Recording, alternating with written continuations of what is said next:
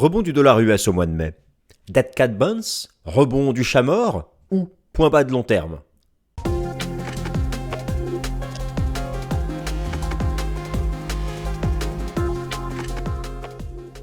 Alors chers amis, je suis ravi de vous retrouver pour la nouvelle édition du Fast and Forex de ce mercredi 31 mai 2023. Il faut traiter ce sujet, je l'ai traité en profondeur. Vous l'avez noté, depuis le début du mois de mai, le dollar US a rebondi. Ça a été le retracement de l'eurodoll de 1,10 à 1,0680, le retracement du GBP USD, le retracement des métaux précieux, la pause aussi sur le marché crypto. Un rebond du cours du dollar américain face à un panier de devises qui interroge. S'agit-il de ce qu'on appelle un rebond du chat mort, c'est-à-dire un rebond mais dans le cadre d'une tendance baissière? Mais oui, celle qui a commencé en octobre dernier. Le dollar est bien baissier depuis octobre 2022. S'agit-il d'une phase latérale qui construit la tendance baissière avant de reporter à plus tard de nouveaux plus bas? Ou s'agit-il de l'amorce d'une tendance haussière de plusieurs mois? Quels sont les seuils techniques? Alors, dans cette vidéo, j'ai tout passé en revue. Vous allez déjà découvrir, première partie, la raison monétaire, la raison fondamentale de ce rebond de 4% du dollar depuis le début du mois de mai. Vous allez ensuite découvrir en deuxième partie les raisons de marché. Et oui, la corrélation inversée entre les spreads de taux dollar américain versus autres monnaies majeures et le dollar américain, elle est parfaite. La corrélation positive, je veux dire. Il y a eu des cassures de résistance sur les spreads de taux USD face à l'Allemagne, au Canada, au Japon, etc. Ça correspondait au point de départ du rebond du dollar US. Et donc, en gros, le dollar finira son rebond lorsque ces spreads de taux repartiront à la baisse. Bien sûr, c'est aussi corrélé au rebond des taux d'intérêt nominaux aux États-Unis. Les institutionnels, rappelez-vous, au mois d'octobre 2022, je vous ai montré que les institutionnels, via leur positionnement sur les contrats futurs, les contrats d'options et les gros ETF dollars américains, étaient passés net vendeurs du dollar américain. Dans ce rebond du mois de mai, ont-ils inversé la vapeur? Ben oui, c'est l'outil ultime pour savoir. Si on met les institutionnels n'ont pas renversé leur position vendeuse en net acheteur, c'est qu'ils n'y croient pas. C'est que c'est un dead cat bounce, un rebond du chat mort, une opportunité de shorter le dollar. Mais au contraire, s'ils ont reversé, on va étudier les données des asset managers, des hedge funds, des gros ETF. Il y a 3 gros ETF dollar US dans le monde. Eh bien, je vais vous présenter ça en troisième partie. Enfin, quatrième partie, sur le plan technique, quelle est la résistance en dessous duquel le dollar américain, de son petit code mnémonique DXY, reste en tendance baissière depuis octobre dernier, et quel est le seuil technique qu'il faudrait dépasser pour valider une tendance haussière, une nouvelle tendance haussière de plusieurs mois. Chers amis, c'est parti pour la masterclass dollar US. Alors c'est parti, dollar US, dead cat bounce ou renversement haussier de long terme. Le plan, je viens de vous le donner. Donc je vais le faire apparaître un petit peu, voilà, on laisse comme d'habitude. Vous savez, il faut prendre le temps quand on regarde une pièce de théâtre, il faut laisser le rideau s'ouvrir, les acteurs arriver. Et donc voilà, le plan, je viens de vous le donner, on attaque directement dans le vif du sujet. Les raisons fondamentales du rebond du dollar US DXY au mois de mai 2023. Les raisons fondamentales. Écoutez, il n'y en a qu'une. Il n'y en a qu'une. Alors, elle-même basée sur plusieurs raisons. Bon. Les nouvelles anticipations de politique monétaire liées à la Fed. Je vais vous montrer ça dans un instant. Au début du mois de mai, rappelez-vous, les anticipations de politique monétaire liées à la Fed, début mai, c'était quoi? Que la Fed avait atteint son taux terminal à 5,25. Et elle était censée pivoter au début de l'automne. Fin mai maintenant, les nouvelles anticipations liées à la politique monétaire de la Fed sont à une dernière, voire encore à 2 hausses de taux, du taux d'intérêt des Fed Funds. Alors au minimum 5,50 lors de la réunion du 14 juin prochain, qui sera décisive, et en particulier... Moi, je vous invite à suivre la décision de politique monétaire du 14 juin prochain pour voir les nouvelles mises à jour, les nouvelles projections de la Fed, car une fois sur deux, la Fed donne ses propres projections en matière d'emploi, d'inflation et même pour ses propres taux d'intérêt. Et donc, c'est ça la grande différence. Alors, l'inflation résiliente, le marché notamment l'inflation sous-jacente, le marché du travail qui ne lâche rien, ça, c'est la raison fondamentale. Je vous montre, écoutez, quelques illustrations sur ce sujet. C'est la raison fondamentale. J'ai comparé ici ce qu'étaient les anticipations liées à la Fed. J'enlève la petite caméra que vous puissiez bien tout voir. Au début du mois de mai. Et les anticipations liées à la Fed à la fin du mois de mai. Eh bien, la raison principale du rachat de short sur le dollar américain depuis le début du mois de mai, c'est que regardez, début mai, le taux terminal anticipé, donc vous avez ici les taux d'intérêt, le taux actuel de la Fed est de 5,25. Et là, vous avez les dates de réunion. Et là, vous avez la probabilité d'action de la Fed réunion par réunion. C'est basé sur le prix des contrats futurs négociés à la bourse de Chicago, sur le taux d'intérêt des Fed Funds, pour être précis. Eh bien, début mai, les grosses probabilités, c'était que le taux terminal était atteint, avec même un pivot dès l'automne. Eh bien, regardez, fin mai, désormais, la probabilité la plus forte en ce qui concerne le taux terminal, ce serait désormais 5,50, c'est-à-dire que le 14 juin prochain, la Fed devrait encore augmenter une fois ses taux. Et il y a même, pour la réunion de juillet, 23% de probabilité qu'elle augmente son taux d'intérêt des Fed Funds à 5,75, alors que c'était 0 au début du mois de mai. Alors que c'était 0 au début du mois de mai, voilà quelle a été la conséquence, donc le rebond du dollar américain. Alors, bon, là, je vous donne déjà une partie de la réponse, dans le sens où moi, vous connaissez mon point de vue, et j'ai toujours estimé que c'était une vague B avant de redémarrer la tendance baissière, mais ça, je vais être tout d'abord beaucoup plus précis tout à l'heure sur le plan technique. D'ailleurs, j'ai tout chapitré en bas dans la barre du temps, si vous voulez gagner du temps. Et donc, voilà, ça a été la raison de ce rebond technique, à savoir donc qu'il reste une dernière hausse de taux de la Fed. Alors, pour un certain nombre d'ailleurs de raisons, pour un certain nombre de raisons fondamentales. Tout d'abord, alors déjà, au mois de mai 2023, le rebond du dollar n'est pas non plus gigantesque. Hein. Je l'affiche ici. Vous avez ici la performance des indices devises sur le marché d'échange depuis un mois. Donc, effectivement, le dollar rebondit face à toutes les monnaies majeures du Forex. Mais le rebond est somme toute, il n'est pas non plus énorme. Alors, je vous invite à être hyper attentif à la prochaine décision de politique monétaire de la Fed, celle qui sera prise le 14 juin prochain. Vous pouvez noter ici un petit astérix, c'est-à-dire qu'elle va mettre à jour ses projections macroéconomiques. Ça va se présenter comme ça sous la forme d'un tableau où la Fed nous dira ses nouvelles anticipations en matière d'inflation et en particulier l'indice des prix qu'elle suit énormément, le PCE, et en particulier le PCE Core, l'inflation sous-jacente. Et oui, ça a été, c'est ce qui stresse la Fed. Si vous voulez, regardez bien à nouveau, sous les yeux, vous avez le CPI sous-jacent, le PCE sous-jacent. Eh bien, regardez notamment le PCE sous-jacent, la courbe violette, elle est plate. Les indices d'inflation, globalement, l'inflation nominale recule, mais l'inflation sous-jacente, elle ne recule pas. Alors, moi, lorsque je regarde mes outils d'anticipation d'inflation, ça nous annonce de la baisse. Et d'ailleurs, vous avez une des antennes de la Fed, qui est la Réserve fédérale de Cleveland, qui a son propre algorithme et qui donne ses anticipations. Vous allez voir, c'est intéressant. C'est intéressant, je suis allé voir les toutes dernières datas. Je suis ici donc sur le site de la Réserve fédérale de Cleveland. Et donc, elle a son algorithme pour prévoir l'inflation.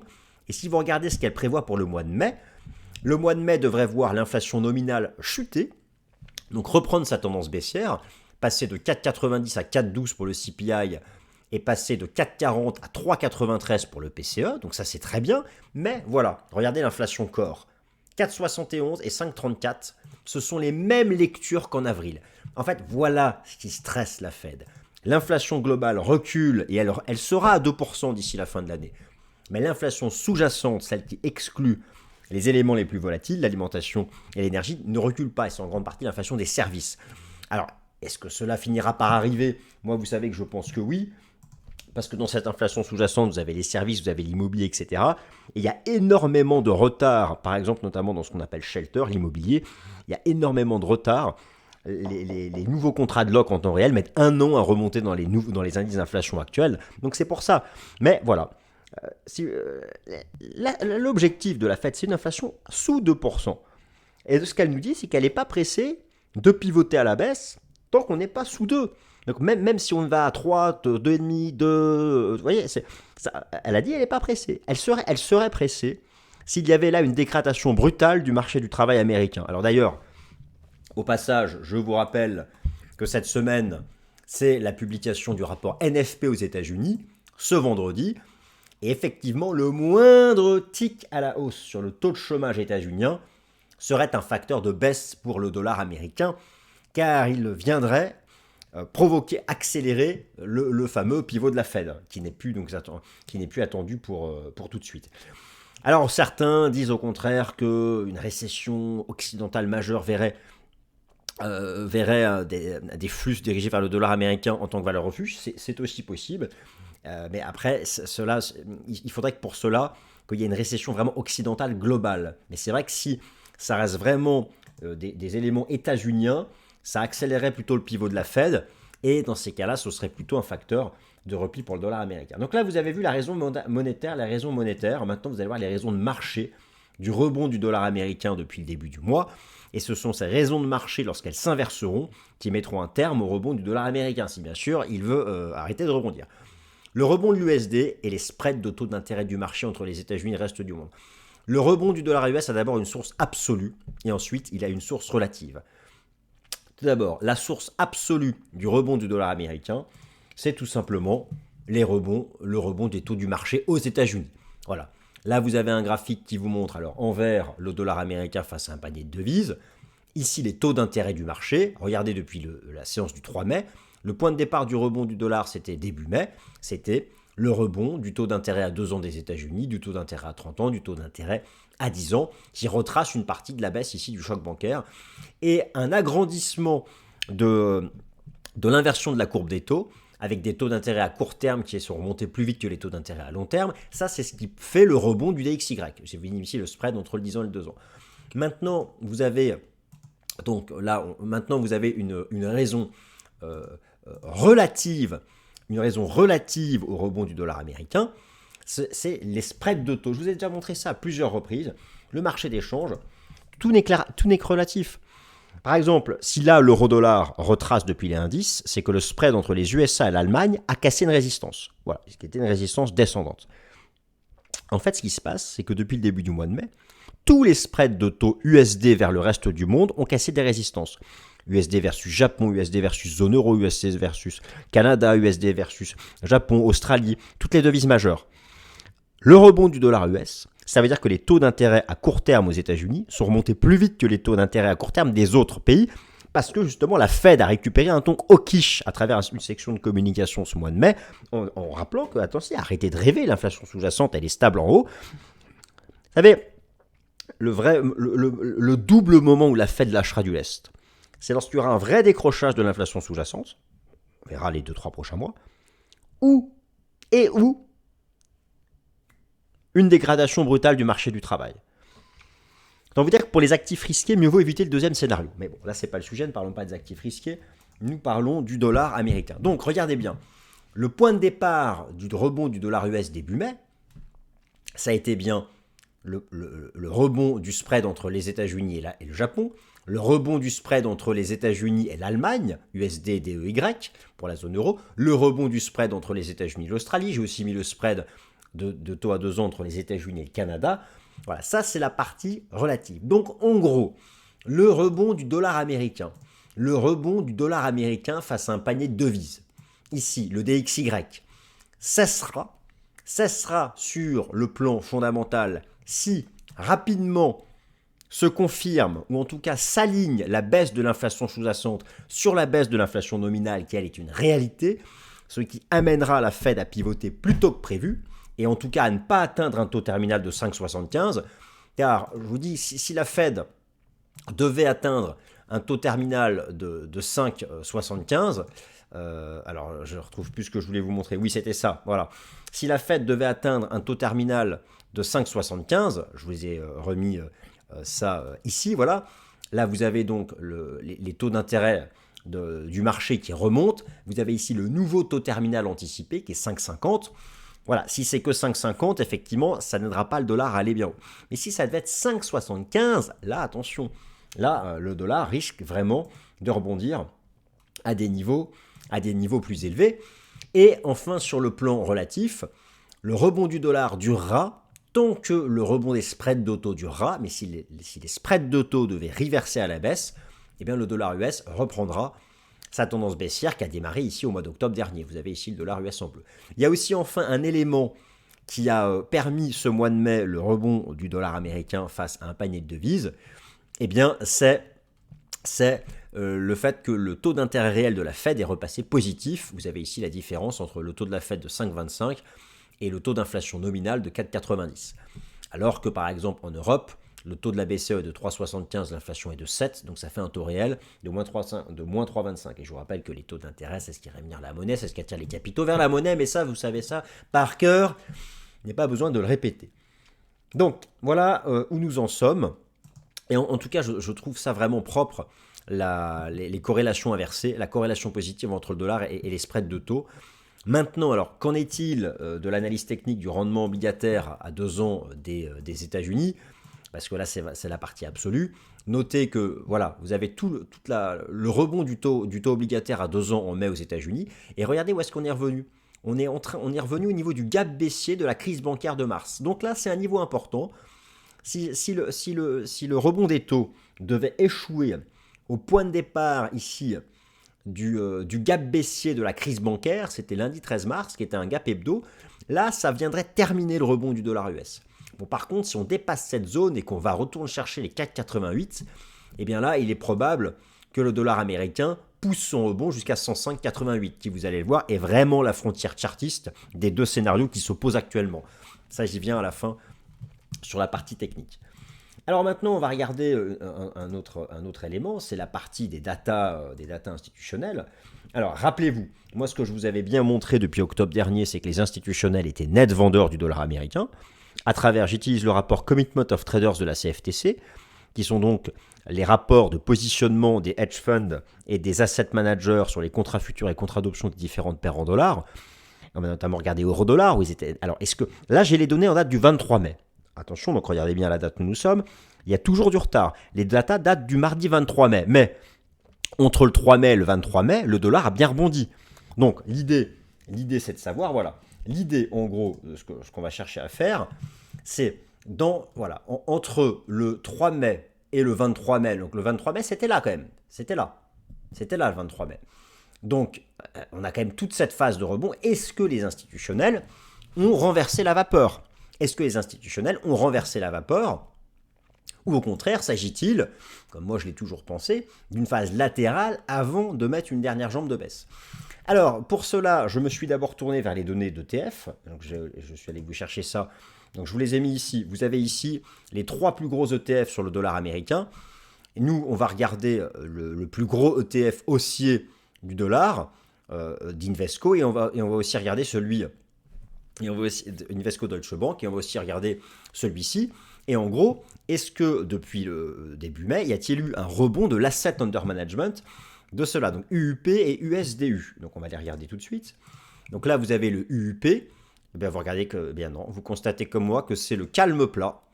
Aucun rebond en mai de l'asset under management. Donc c'est comme si les institutionnels ici n'y croyaient pas. Maintenant, regardons l'USDU, qui est un autre. On va regarder maintenant l'USDU. Voilà, voir est-ce qu'il y a eu un rebond de l'AUM. Donc on va charger les datas d'AUM. Y a-t-il eu un rebond de l'AUM sur ce gros ETF?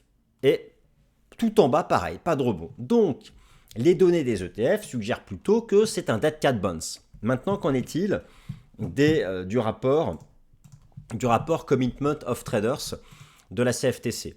Je suis allé chercher donc d'abord l'euro-dollar. Je prends les options et les futurs sur 2 ans, Asset Manager.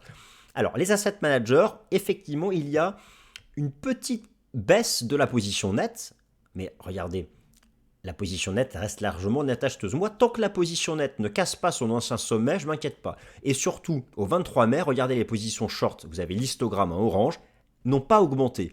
Il y a eu une petite réduction des positions longues des Asset Managers, mais les positions short n'ont pas augmenté. C'est plutôt en faveur d'un dead cat bounce. Maintenant, chez les traders de hedge fund, ça c'est un peu différent. La position nette a reculé. Les positions short, regardez, ont dépassé les positions longues. D'ailleurs, la position nette est sous zéro. Mais la tendance de la position nette reste haussière. Là, je vais surveiller ça à la mise à jour en fin de semaine pour voir si les hedge funds passent vraiment vendeurs de l'euro-dollar, c'est-à-dire acheteurs dollar US face à un panier de devises. Bon. Donc ça, c'est mitigé, mais c'est quand même plutôt en faveur du dead cat bounce lorsqu'on regarde les asset managers qui pèsent beaucoup plus en termes d'AUM. Maintenant, on peut regarder sur le GBP-USD, qui lui aussi a souffert du rebond technique de l'euro-dollar. Et là, eh bien non, là, la position nette reste en tendance haussière, et il y a toujours davantage de positions acheteuses que de positions longues.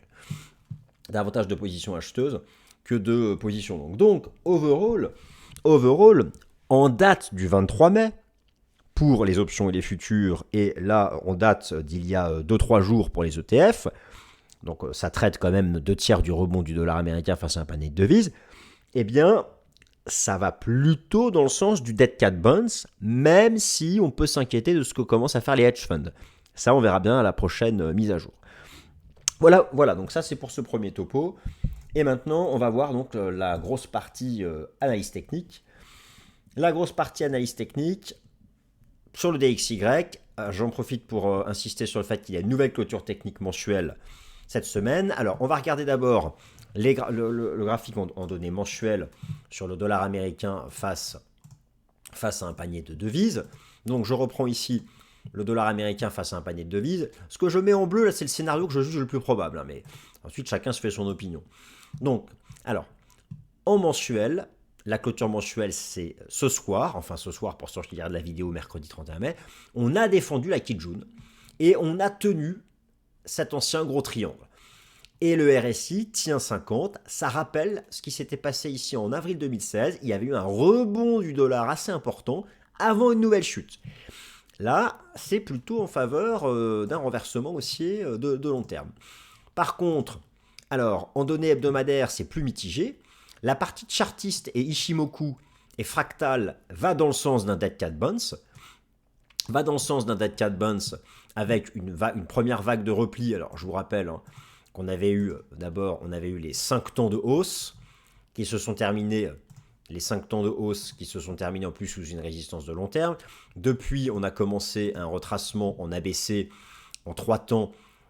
Au sein de la vague A, on a toujours 5 temps. Les 5 temps sont d'ici. La vague B est ici. Alors, il y avait 2 hypothèses, soit un running flat, soit un flat régulier. Si on échouait au niveau actuel à 104, ça ferait un running flat. Dans une vague B, il y a 3 temps, on a eu la vague A, la vague B, et donc ça, c'était une hypothèse dont je vous avais parlé, une vague C, avant de repartir à la baisse. En fait, en gros, c'est un dead cat bounce tant qu'on reste sous les 105,88. Pourquoi ? Parce que tant qu'on reste sous les 105,88, eh bien, l'hypothèse d'un flat régulier avant de repartir à la baisse domine. Il y a un marché qui échouerait sous cette ligne de tendance. On échouerait sous la moyenne mobile à 200 semaines. Donc, je dirais que voilà, le cours du dollar américain, tant qu'il se maintient sous 105,88, ça c'est la dernière chance pour le scénario baissier. Maintenant, pour revalider un redémarrage de la baisse, il faut recasser les 103. Entre les 103 et les 105,88, c'est incertain.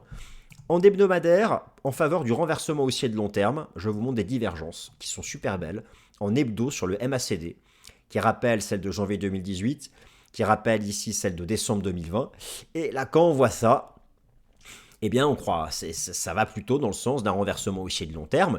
Et donc, cette hypothèse-là serait complètement fausse. Et quelle serait l'hypothèse qui prendrait le dessus ? Ce serait celle-là, l'hypothèse du double bottom. Et donc, au final, tout passe à 105, 60, 105, 88. C'est la frontière chartiste qui déterminera la suite. Si on la dépasse et qu'on valide un double bottom, ce n'était pas un dead cat bounce, nouvelle tendance haussière de long terme et le marché remonte en direction des 110. Mais en cas de renversement baissier sous les 105,88, d'échec et de cassure des 103, c'était un dead cat bounce, c'était un running flat et le marché partira en direction des 96 et des 97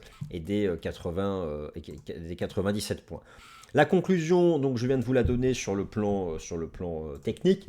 Maintenant, en gros, ça va se dépendre de la Fed et de l'inflation sous-jacente et du marché du travail américain. Si l'inflation sous-jacente ne lâche rien encore plusieurs mois et que la Fed va à 5,75, ça dépassera la résistance, ça fera un double bottom. Si l'inflation sous-jacente s'aligne sur l'inflation nominale d'ici 2 mois, 3 mois max, avec un DXY qui reverse sous 105,88, c'était un dead cat bounce, on n'ira plus bas. Si maintenant, le marché du travail américain devait décrocher violemment avec une forte hausse du taux de chômage, que ça reste localisé aux États-Unis, ce sera baissier pour le dollar parce que la Fed pivotera. Mais s'il s'agit d'une récession occidentale majeure avec l'Europe qui est emportée par celle des États-Unis, le dollar sera haussier de par son aspect refuge. Voilà chers amis, j'espère vous avoir proposé quelque chose de complet et j'espère que vous avez aussi vous-même votre propre réflexion, votre propre réponse, à savoir si ce rebond du dollar depuis début mai est un dead cat bounce ou le point de départ d'une tendance haussière de plusieurs mois. Merci à toutes et à tous.